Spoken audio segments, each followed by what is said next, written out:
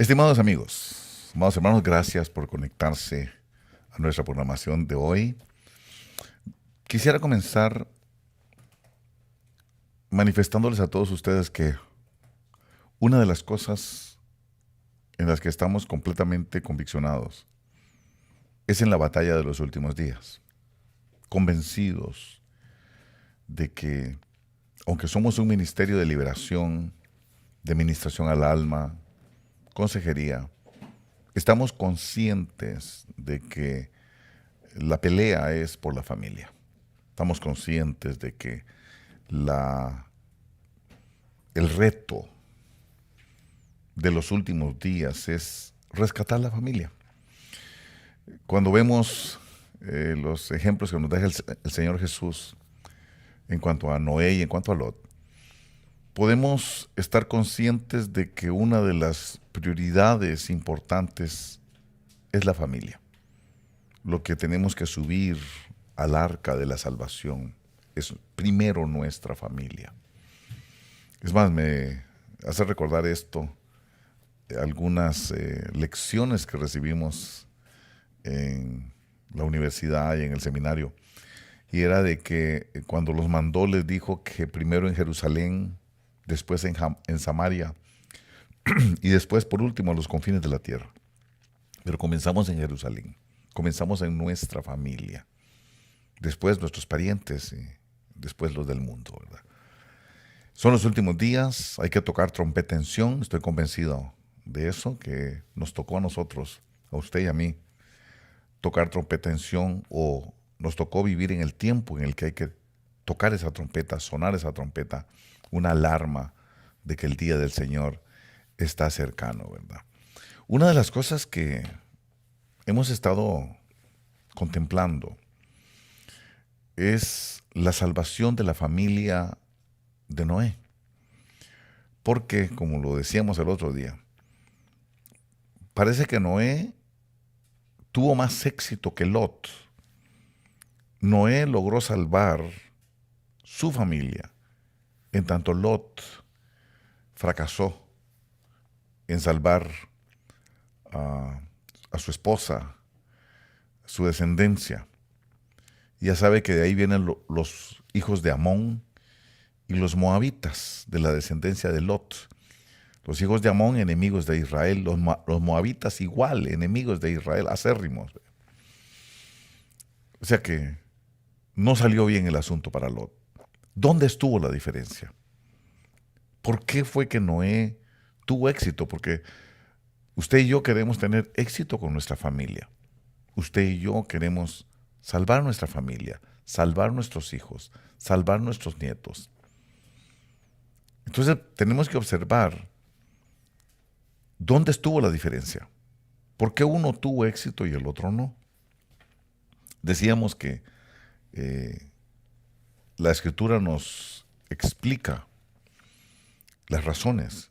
Segunda de Pedro, capítulo 2, nos dice, hablando de Noé, en el verso 5, si no perdonó al mundo antiguo, Dios, ¿verdad? No perdonó al mundo antiguo, sino que guardó a Noé, dice, un predicador de justicia, con otros 7, cuando trajo el diluvio sobre el mundo de los impíos.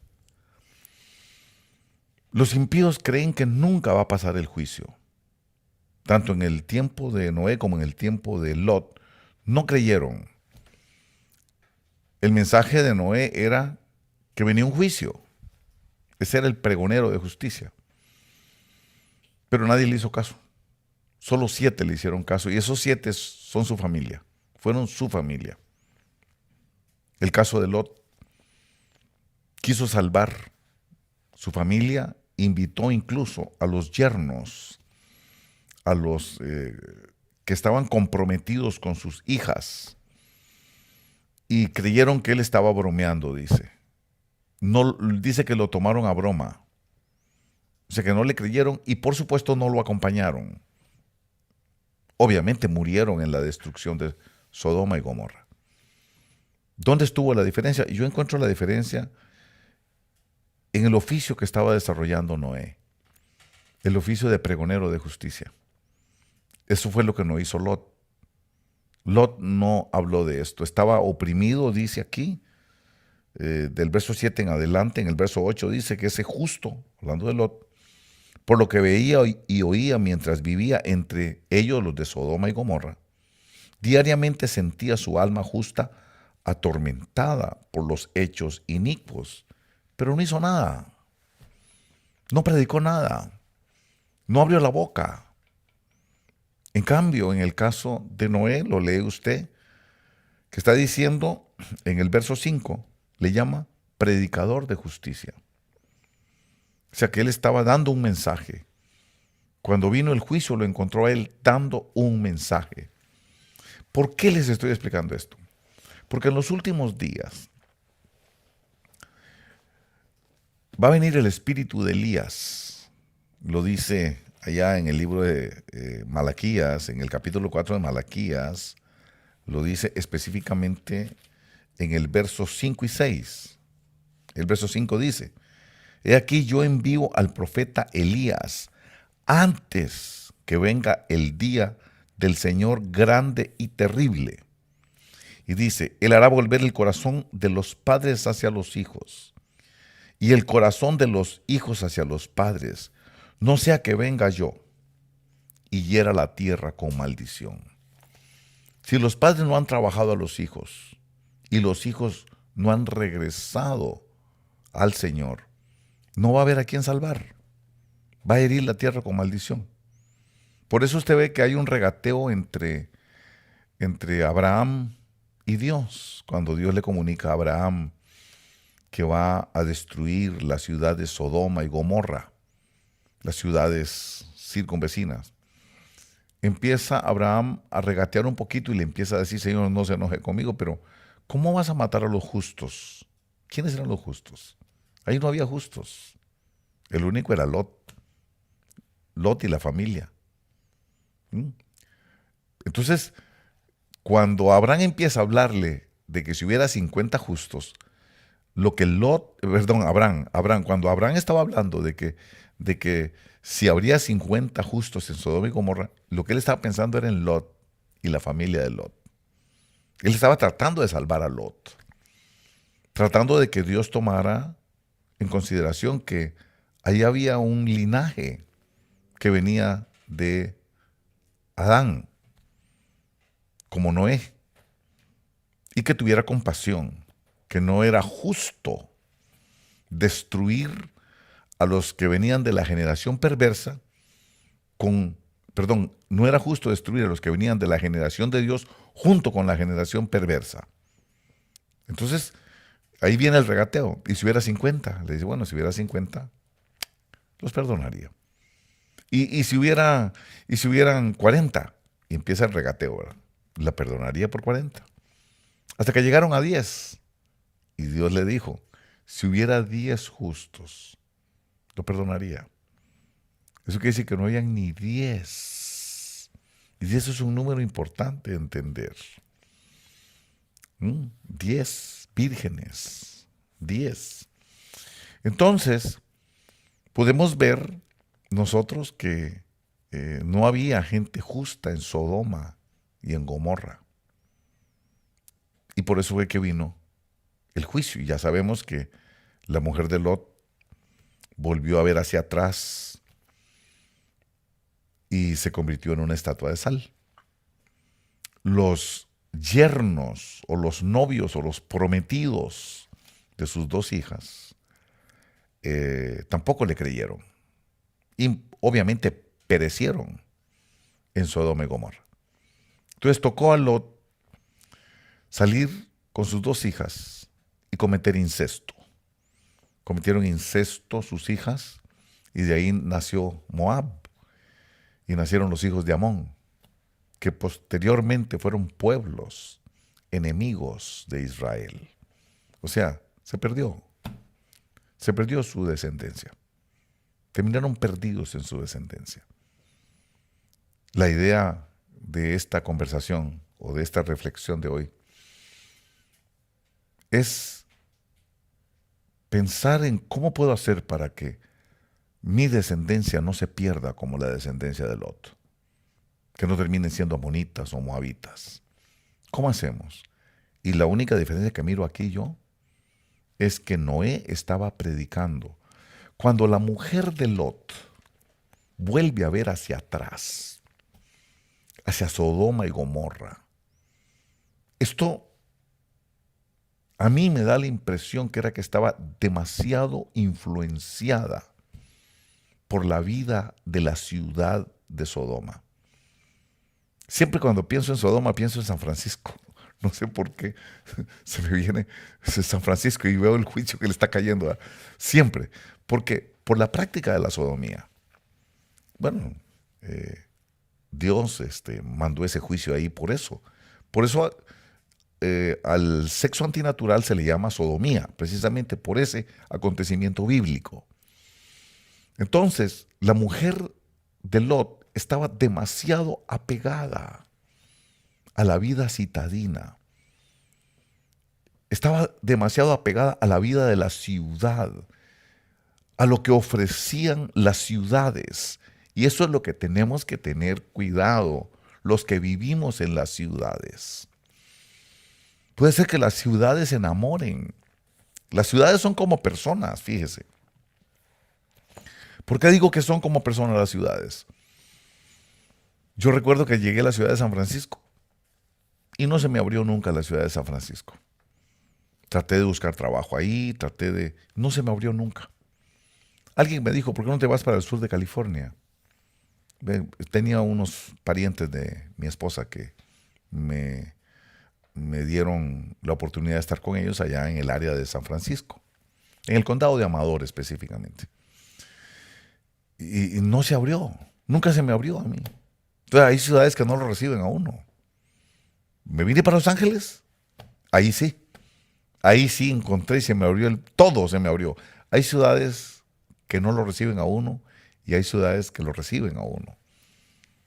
Y fíjese que la mujer de Lot, para mí, estaba enamoradísima del mall, estaba enamoradísima del freeway, estaba enamoradísima de las comodidades que ofrece la vida citadina. Pero el problema con la vida citadina es que también invita a la corrupción, también invita a la perversión. Y eso es lo que hay que tener cuidado. No es que es malo vivir en una ciudad de ninguna manera, sino que hay que tener cuidado a la vida nocturna de las ciudades. Hay que tener cuidado con la perversión de Sodoma y Gomorra. Y ella quería eso. Me llama siempre la atención por qué las hijas de Lot emborracharon a su papá, a Lot.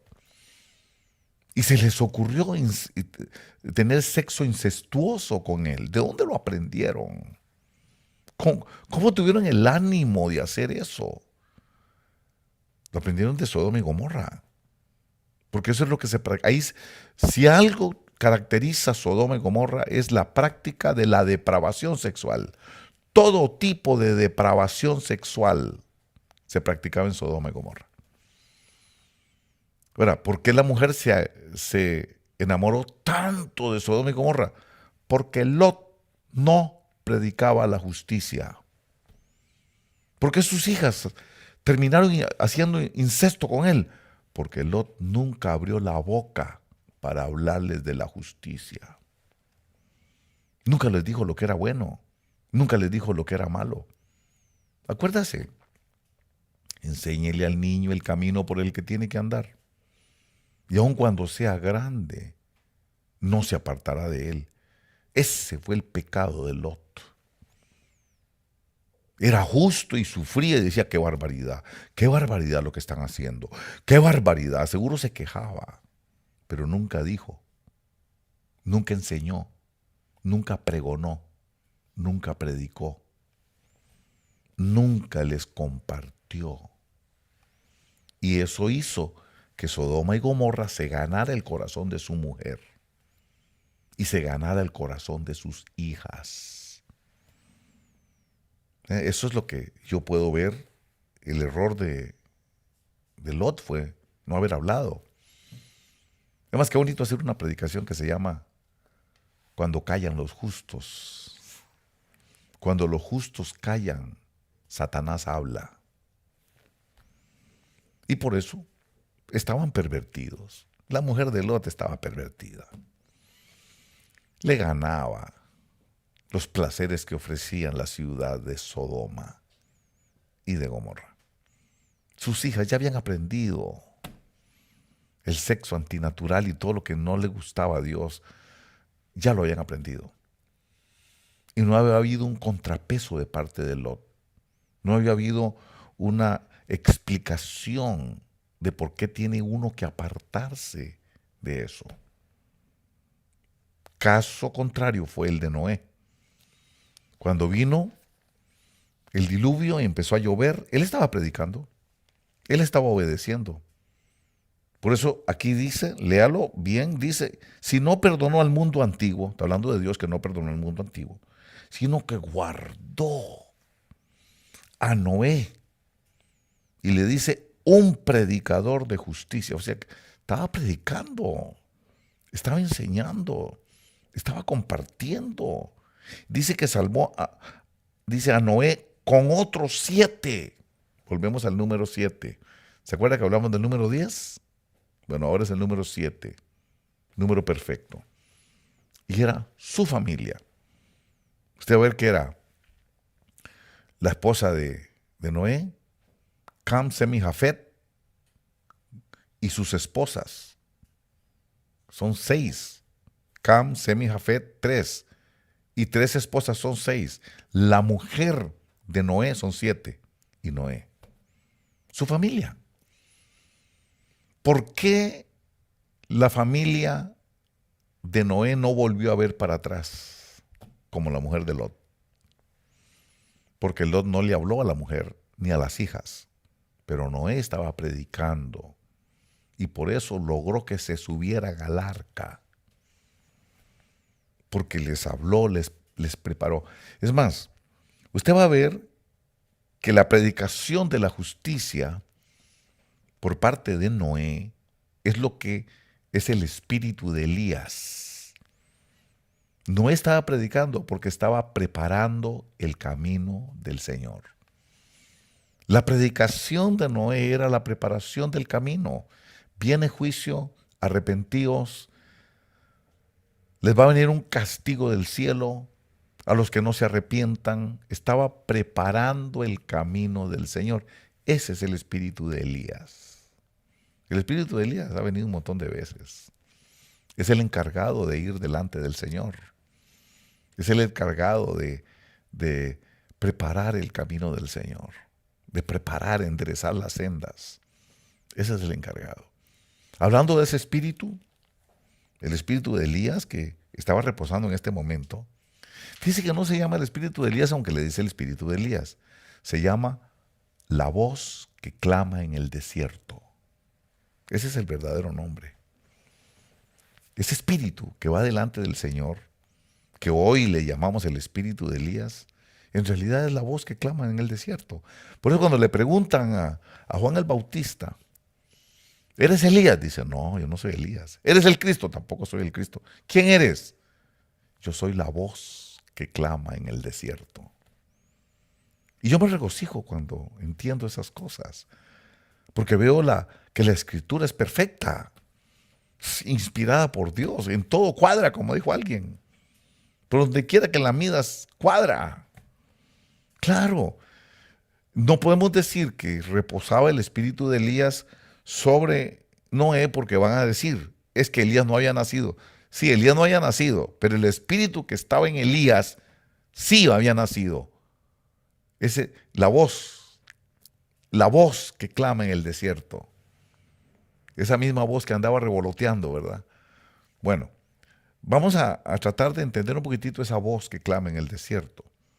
Si nosotros vamos, si regresamos un momentito a Malaquías capítulo 4, dice aquí, verso 5, he aquí yo envío al profeta Elías, pero en Elías venía la voz que clama en el desierto.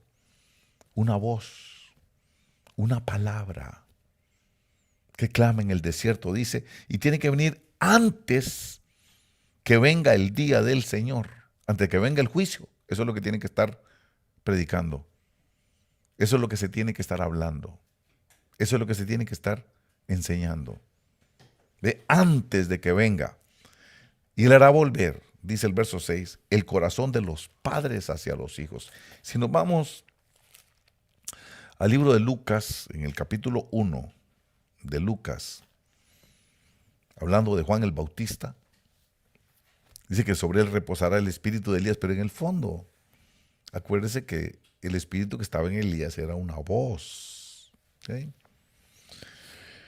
Dice el verso 17, e irá delante de él, irá delante de él en el espíritu y poder de Elías para hacer volver los corazones de los padres a los hijos y a los desobedientes a la actitud de los justos, a fin de preparar para el Señor un pueblo bien dispuesto. Tengo una versión aquí que es la nueva versión internacional. Sería bueno leerla para que nos dé un ángulo un poquito tal vez aclaratorio, un poquito más aclaratorio. Aquí dice en la nueva versión internacional dice, Él irá primero delante del Señor con el espíritu y el poder de Elías para reconciliar a los padres con los hijos y guiar a los desobedientes a la sabiduría de los justos. De este modo preparará un pueblo bien dispuesto para recibir al Señor. Es interesante. Me llama la atención que dice para reconciliar a los padres con los hijos. Y por eso es que tuvo éxito Noé. Y por eso fracasó Lot. No hubo una reconciliación familiar. No hubo una reconciliación de los padres con los hijos. No hubo. La mujer volvió a ver para atrás y se fue. Me huele como a feminismo. Me suena un poquito al movimiento feminista que hay hoy. Podemos ver la figura, tal vez aplicarlo un poquitito con todo este nuevo movimiento de rebelión contra la palabra de Dios, ¿verdad? O sea, todo este movimiento que hay ahora de lo que es la ideología de género, todo lo que es trans, todo ese movimiento trans que hay el día de hoy. Transgénero, transespecie, transhumano, toda esa cosa trans que se está moviendo ahora, que no es sino una abierta rebelión contra los propósitos que Dios estableció en su palabra, ¿verdad? Qué tremendo que no hubo una explicación de Lot. Entonces yo puedo ver a Noé predicando y la predicación de esa justicia es la preparación del camino del Señor. Por eso yo sé que lo que estaba en Noé era la voz que clama en el desierto. Aquello estaba desierto, nadie creía en Dios. Igual que Sodoma y Gomorra, nadie creía en Dios, nadie tenía temor de Dios. Todo el mundo hacía lo que les daba la gana y todo el mundo tomaba sus propias decisiones. Y cuando el hombre se rebela contra Dios, es porque el hombre quiere ser su propio Dios. Y eso es lo que estaba sucediendo. Y cuando uno quiere ser su propio Dios, lo que hace no es más sino que depravarse, ir en contra de la naturaleza por la cual fuimos creados. Entonces, cuando veo yo que dice aquí, para reconciliar a los padres, ¿sabes lo que estoy viendo yo? Que el espíritu y el poder de Elías es una unción. Esa unción se llama la voz que clama en el desierto. Y esa unción viene sobre los padres. Ya sabe por dónde voy, ¿verdad? Usted no va a poder dar este mensaje sin esa unción. Usted no va a poder hacer volver de la rebelión a sus hijos si usted no tiene esta unción. Usted tiene que tener esta unción para hacer volver el corazón de sus hijos, de la desobediencia, para poder sacarlos del homosexualismo, del lesbianismo, de la rebelión, de todo ese montón de cosas que invaden y bombardean la mente de tanto joven el día de hoy que están rebelados contra sus padres. Mire, yo no sé si usted tiene problemas con sus hijos. Yo tengo problemas. Ya ustedes saben que me enfrento a desafíos grandísimos. Pero estoy peleando mi batalla por salvar mi familia. Y yo le pido, Señor, yo necesito esta unción para hacer que mi descendencia suba al arca de la salvación. Porque el hecho de que yo sea siervo del Señor, o que predicador o pastor, como usted me quiera llamar, eso no quiere decir que yo vivo en una burbuja. Yo también soy tan humano como cualquier otro. Y mi familia es tan familia como es la familia de otro. Y los mismos ataques como que vienen sobre las familias de fuera de la iglesia son los mismos ataques que nos vienen a los que estamos en la iglesia. Entonces, Dios mío, yo necesito esta unción. Es una unción. Y esa unción Dios la prepara para los padres, para que haya una reconciliación entre los padres y los hijos. Ahí lo dice. Dice aquí, para reconciliar a los padres con los hijos. Lo dice claramente. Es más, hay otra versión muy interesante. Se llama la traducción del lenguaje actual. Biblia que se llama traducción del lenguaje actual. Dice, verso 17, llegará antes que el Mesías. Está hablando de Elías, ¿verdad? Está hablando de Juan el Bautista aquí, pero está hablando del espíritu y poder de Elías, ¿verdad? Dice que llegará antes que el Mesías y tendrá el mismo poder y el mismo espíritu que antes tuvo el profeta Elías. ¿Cuál era ese? La voz. Acuérdense que son voces. Las voces son poderes. El Señor vendrá con voz de mando, con voz de arcángel y con trompeta de Dios. Pero habla de voces. Y está diciendo aquí, entonces, repito, está diciendo aquí, su mensaje hará que los padres se reconcilien con sus hijos y que los desobedientes comprendan su error y sigan el ejemplo de los que sí obedecen. Además, preparará al pueblo de Israel para recibir al Mesías. Esa es la traducción del lenguaje actual. Tratan de ponerlo más claro ellos, supuestamente para que la gente entienda mejor. Pero lo que yo estoy viendo aquí, que dice, tendrá el mismo poder y el mismo espíritu que antes tuvo el profeta Elías. Está más claro ahí. El profeta Elías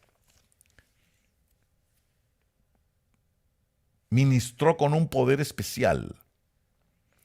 Y ese poder, un poder profético, porque es una voz, es un poder profético, una voz. Ese poder va a venir sobre los padres. Esa unción vendrá sobre los padres porque de otra manera no podríamos convencer a nuestros hijos, a nuestros nietos. Entonces, viendo estas cosas, es importante que comprendamos la función que se necesita estar desarrollando en estos últimos días. Fíjese que es una función de profeta, predicador, pregonero de justicia. Ahí dice que él era pregonero, era predicador de justicia, y padre de familia, padre de obra de Orange, padre cristiano que tal vez es de otro ministerio. ¿Qué estás predicando? ¿Le estás predicando a tus hijos? Lamentablemente, a veces somos candil de la calle y oscuridad de la casa. Lamentablemente a veces andamos predicando afuera, queriendo ir a Kuwait, queriendo llegar allá a Afganistán, queremos allá hablar de los chechenios y la familia, los hijos de nosotros. ¿Les estamos predicando? ¿Les estamos hablando? ¿Les estamos dando a nuestros hijos el mensaje? Yo me pregunto, ¿discuto con Ania estas cosas? ¿Hablo con mi esposa sobre lo que yo pienso de la Biblia? ¿Hablo con mis nietos, que son mis hijos? ¿Les digo yo lo que pienso de la ideología de género, de lo que es el homosexualismo, de cómo hay que abordar estos temas, de que no podemos odiar a los homosexuales, pero no podemos compartir su estilo de vida? ¿Cómo hablo con él? ¿Les estoy predicando? Porque si yo no les estoy hablando, se los están ganando los de Sodoma y Gomorra. Es más, yo no sé si usted vio una cancioncita nueva que salieron ahí de los grupos homosexuales de San Francisco, diciendo que vienen por nuestros hijos y no están jugando. Están haciendo que la depravación de Sodoma y Gomorra sea aceptada como algo natural. Pero eso es mentira. Por eso es que el reinado de la mentira hasta el día de hoy es el misterio de la iniquidad. El reinado de la mentira, en donde parece que los mentirosos son los exitosos, los que tienen éxito son los mentirosos, los que ganan parece que son los mentirosos. Pero acuérdense que la mentira no dura. Lo único que se mantiene incólume, lo único que se mantiene en su lugar siempre es la verdad. La verdad es lo que nunca se va a mover. La verdad es inconmovible. Entonces, ¿está usted predicándole a sus hijos? ¿Está usted dándole el mensaje a sus hijos? Yo le digo, Dios mío, Espíritu Santo, yo necesito esa unción. Yo necesito esa unción para que mis hijos abran su corazón y yo pueda darles el mensaje de la salvación. Lamentablemente, pienso que la pérdida de la mujer de Lot se debió más que todo a que no tenía convicción. Pero ¿cómo iba a tener convicción si Lot no le habla? ¿Cómo iba a tener convicción de una doctrina si el maestro no enseña la doctrina? Si el mensajero no abre la boca para entregar el mensaje. ¿Le habla usted a sus hijos? Sí, a los pequeñitos. Y fíjese que la etapa más bonita para enseñarles es antes de los 10 años. De los 10 a los 15 ya comienzan los problemas. Porque empiezan ellos a manifestar sus diferencias. Se empiezan a independizar un poco más de los padres. Y entonces a los padres se nos hace más difícil convencerlos de los 10 años a los 15. Pero si usted hizo un buen trabajo antes de los 10 años, no le va a costar. Cuando lleguen a los 15, a los 18, enséñale al niño la doctrina que debe creer y aun cuando llega a ser mayor de edad, no se la podrán borrar de la mente. Pero cuando no les enseñas, cuando no les predicas, como Lot, que no le enseñó ni a su mujer, ni a sus hijas, ni a su casa, ni a su familia le enseñó. ¿Cuál era lo correcto? La Biblia no me dice que le enseñó. En cambio sí dice de Noé. ¿Qué tengo que hacer yo? Aprender. ¿Sobre quiénes va a venir la unción de Elías? Sobre los padres que son pregoneros de justicia. Sobre los padres que han creído la doctrina de Jesucristo. Sobre los padres que están convencidos que viene un arrebatamiento. Sobre los padres que creemos que la palabra de Dios es verdadera cuando nos dice que viene un juicio sobre el mundo y que estos son los últimos días. ¿Qué es lo que has creído? O usted piensa, lamentablemente la Iglesia Católica, no quiero entrar en una crítica, pero la Iglesia Católica no cree que haya arrebatamiento. La Iglesia Católica nunca nos habla del milenio, es amilenialista. Ellos tienen otra enseñanza. Y por eso es que no trabajan en esto. Ellos no están trabajando en la preparación del camino del Señor, porque son amilenialistas. Ellos no creen que va a haber todas estas cosas que nosotros decimos. Pero nosotros que sí lo sabemos, usted que lo sabe, ¿se lo está compartiendo a sus hijos? ¿Les está diciendo, les habla sobre el homosexualismo? ¿O le tiene miedo al tema? Oh, lo primero que tiene que hacer usted es dominar el tema. Dígales, allá afuera vas a ver que te van a enseñar de todas las cosas antinaturales. Te van a decir que lo antinatural está correcto, te van a decir que lo que la Biblia dice no es cierto, pero yo te voy a decir esto, y yo sé que cuando los niños son menores de 10 años, ponen atención. Son como un secante que absorben la tinta de la palabra. Enséñeles. Nunca va a creer que nunca va a ser muy temprano y tampoco nunca va a ser muy tarde.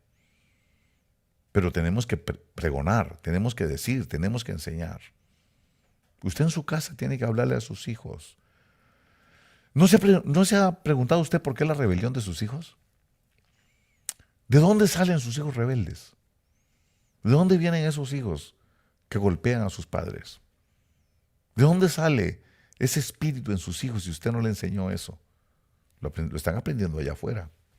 Eso es lo que aprenden allá afuera. Las pandillas, en los grupos estos criminales que hay ahora, y sobre todo en las escuelas que les están enseñando, que los están adoctrinando para que se acostumbren y que acepten que la mentira es la verdad, para que puedan tener argumentos de la mente humana que justifiquen que lo antinatural es natural. Usted tiene que convertirse en un pregonero de justicia. La justicia es la verdad. La iniquidad es la mentira. Por eso es que se llama el misterio de la iniquidad. Dice que el misterio de la iniquidad ya está en acción. Por eso es que como ese misterio de la iniquidad está en acción, reina la mentira en el mundo entero. Por eso ha recrudecido. Usted mira a los políticos, entre más mentirosos, más famosos. Entre más mienten, más votan por ellos. Parece que los malos ganan, pero es que son los últimos días. ¿Quién le hizo caso a Noé? Solo 7. Pero no importa. Si yo quiero salvar mi familia, tengo que ser pregonero de justicia. Tengo que ser predicador de justicia. Tengo que ser un vocero de la justicia. Tengo que enseñar lo que es la verdad, cuál es la diferencia entre la verdad y la mentira. Hable con sus hijos. Ellos allá afuera te van a decir que usted no nació ni varón ni hembra. Allá le van a decir que usted nació sin sexo. Allá afuera le van a decir usted nació neutral. Y usted va a ser hombre o va a ser mujer dependiendo de lo que usted sienta por dentro. Entonces usted le va a decir, eso es mentira. Eso no es cierto. Dígale la verdad. Es más, tal vez a usted le ha tocado la situación de tener un hijo que dice que es homosexual o una hija que se declara lesbiana. En este pregón de la justicia, ¿qué debemos hacer? Mire, no podemos odiar a los homosexuales. No podemos odiar a las lesbianas. Pero aquí es donde vamos a pregonar la justicia. Si es un hijo, no podemos dejar de amarlo. No podemos dejar de amar a una hija porque se confundió porque se volvió homosexual o porque dice que es no binaria y porque cree que es marciana y porque se imagina que es un animal. No, hay confusión ahí. Pero yo sé por qué hay confusión. Hay confusión porque usted no enseñó. Hay confusión porque usted no inculcó. Hay confusión porque usted no habló a tiempo. Se lo ganaron. Pero ahora necesita el espíritu y el poder que había reposado en Elías, que es el espíritu y el poder que reconcilia a los padres con los hijos. ¿Pero cuáles padres? Los que predican, los pregoneros de justicia, los que hablan la verdad, y comienza uno con la familia. ¿Para qué ser candil de la calle? Si somos oscuridad de la casa. ¿Para qué andarle hablando a los que no conocemos y a los que conocemos no les decimos nada? ¿Para qué andamos ganando gente extraña si primero no intentamos ganar a los que son nuestros? ¿Cuánta gente ha traído a la iglesia usted? ¿Mm? ¿Está bien? No trajo muchos. ¿Trajo a su familia? ¿Vienen sus hijos con usted? ¿Viene su marido con usted? Hay maridos que no vienen a la iglesia. Y si usted no ha podido convencer a su marido, ¿cómo va a convencer a sus hijos? ¿Cómo va a convencer a sus hijos? ¿Por qué no quiere venir su marido a la iglesia? ¿No será porque usted está callada? O al revés, tengo casos también, que la esposa no viene. Él viene, él sirve, él me ayuda. Muy linda persona. ¿Dónde está la esposa? ¿Por qué no quiere venir tu esposa? ¿Mm? ¿Porque está oyendo chismes o está oyendo justicia? ¿Está oyendo calumnias y mentiras y engaños o usted le está predicando la justicia, la verdad? ¿Por qué no quiere venir? Quiere decir que no se lo ha ganado. ¿Por qué su esposa no viene a la iglesia? Mi querido hermano Lot, ¿por qué tu mujer no quiere venir a la iglesia? ¿No será que se te está convirtiendo en una estatua de sal? ¿Porque usted no le predica? ¿Porque usted no le enseña? No, a la fuerza no se puede. Es con una unción. Acuérdese que el cantico viejo aquel dice que no es con espada ni con ejército, sino con su Santo Espíritu. No es a la brava, no es por obligación, no es porque la regañaste, porque la obligas, es porque no lo has logrado convencer. A ese marido no lo has logrado convencer. Pues no viene. ¿Por qué? ¿Por qué no viene? Porque tú no le pregonas la justicia. Tú no le has inculcado el amor a Dios. Tú no le has inculcado el temor a Dios. Tú le temes más a los hombres. Pero dice, es menester obedecer a Dios antes que a los hombres. Ahora, voy terminando. La mejor predicación no es la que se grita para gritar con un megáfono. La mejor predicación es el ejemplo de la vida que uno vive en el hogar. ¿Cómo aprender a ser un padre responsable? Un padre amoroso. O un padre que escucha. Un padre que está presente cuando el hijo lo necesita. ¿Por qué cree que se le volvió homosexual? ¿Por qué? Porque usted nunca estuvo cuando él necesitó. Cuando quiso un consejo. Porque no le tuvo la confianza de decirle, papá, me abusaron. Me tocaron. Me están manoseando, me están violando. Ahora pegue el grito al cielo. Pero nunca tuviste tiempo para compartir con él o con ella. Ese es el amor verdadero. Fíjese que todo este problema es amor. Toda esta rebelión de los hijos tiene que ver con el amor. A veces no sabemos amar. A veces pensamos que amar es darle zapatos. Sí, es parte, pero no es todo. A veces pensamos que amar es darle la ropa. Sí, es parte, pero no es todo. A veces pensamos que amar significa darle la comida. Sí, es parte, pero no es todo. O a veces pensamos que ser responsable con el pago de la renta. También es parte, pero no es todo. Sobre todo, estar allí cuando ellos necesitan. Estar allí cuando se necesita un consejo. Estar ahí cuando hay confusión. Estar ahí cuando hay conflicto. Ellos están viendo eso y están aprendiendo. Ellos están aprendiendo de la forma como nosotros vivimos en nuestra casa. La forma como vivimos en el hogar. Si vivimos en un hogar que parecemos perros y gatos. La esposa con el esposo agarrados como perros y gatos. Peleando delante de los hijos. Gritándonos delante de los hijos. Hablando de divorcio a gritos delante de los hijos. Ahí es donde ellos están oyendo nuestra predicación.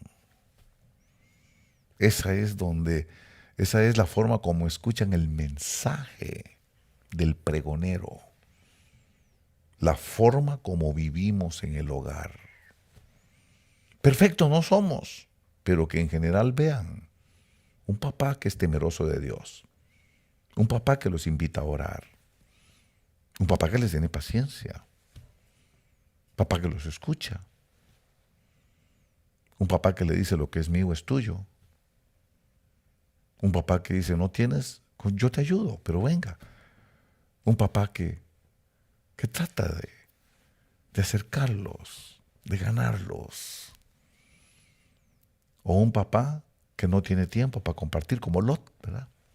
Me imagino que Lot estaba tan ocupado a las puertas de Sodoma y Gomorra, recibiendo a la gente y tomando los controles para Sodoma y Gomorra, que no tenía tiempo para hablarles de la justicia a sus hijos. En el fondo yo sé que todo esto es amor. Estos días me ha estado tocando a mí trabajar con casos de jóvenes que están en drogadicción y algunos en homosexualismo y algunos en esas cuestiones así, ¿verdad? Y tienen un común denominador: falta de amor. Sus padres no supieron proyectarles que los amaban. Y yo le pregunto a los papás, ¿usted lo ama? Sí, claro que sí lo amo. Sí, pero no se lo supieron decir. No se lo supieron proyectar. No tuvieron tiempo o no pudieron conversar. Un día le dije a un padre de familia, yo estaba enojado yo con el padre de familia. Hasta creo que lo ofendí un poquito cuando le dije que tenía telas de araña en la garganta. Le dije, hermano, yo creo que usted tiene, abre la boca, padre, le digo, creo que tiene telas de araña en la garganta porque nunca habla con su hijo. Le digo, usted no es de la Sonora Santanera, el mudo, el que le dicen el mudo. ¿Por qué? Porque nunca habló con el hijo. Parece el mudo de la Sonora Santanera. Cuando lo ve venir la familia que viene del trabajo, ahí viene el mudo. Porque no habla.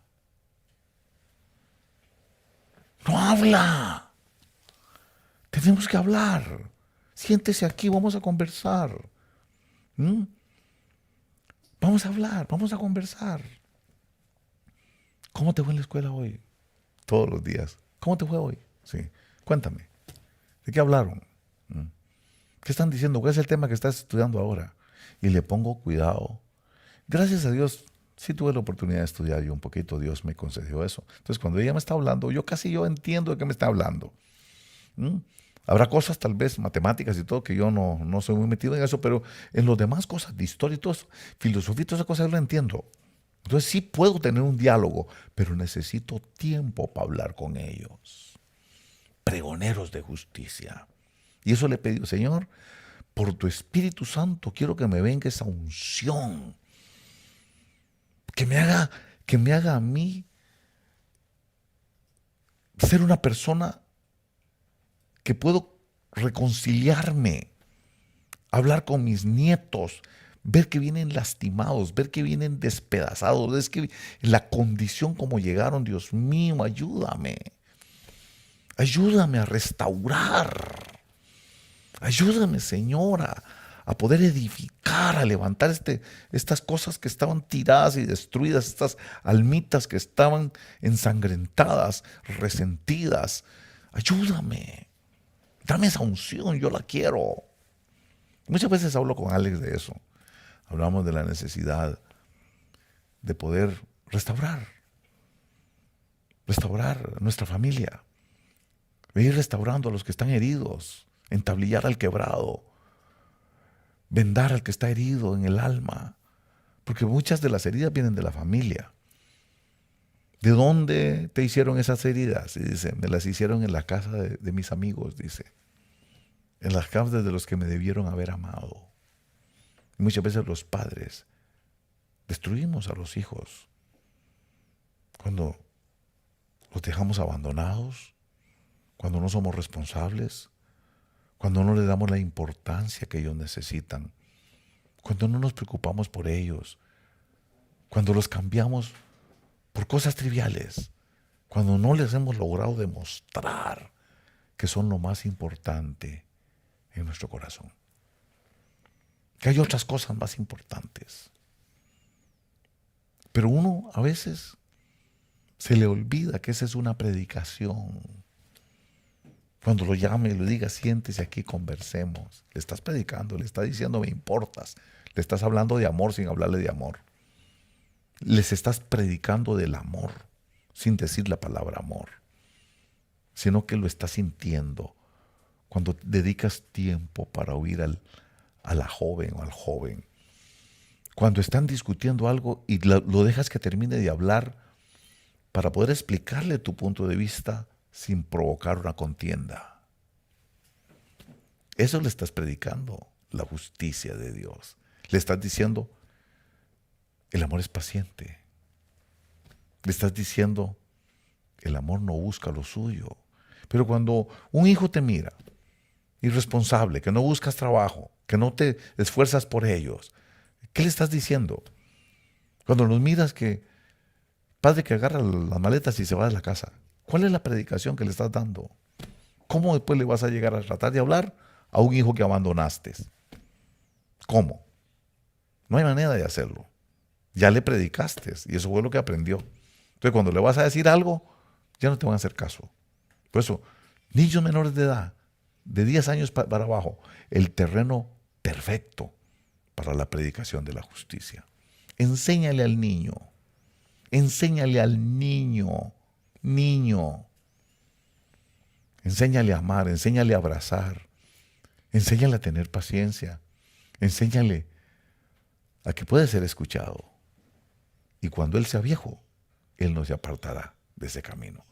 Por eso quiero animarlos a los padres de familia a entrar en esta predicación de la justicia. Y la justicia es el amor. El que ama cumple con la justicia. El que ama cumple con la ley. Eso dice el apóstol Pablo. Amar es más importante que tener razón. ¿Cómo discutimos, verdad? Porque todos queremos tener razón.